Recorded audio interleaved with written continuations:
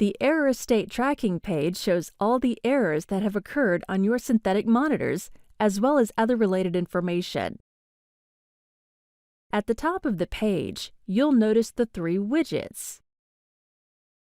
Average time of error, in this example it's 23 minutes. Percentage of downtime, where you can toggle between viewing downtime and uptime. And the Synthetic Error Status widget to see the percentage of synthetic monitors experiencing errors in red.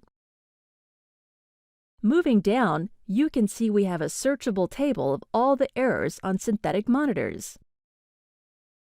You can search based on the time, duration, page name, and other information in these headers. In the top left, there are several buttons you can use to personalize the page. Report or log, time duration, and auto refresh. This view of the errors can be exported as well by clicking the Export button in the top right.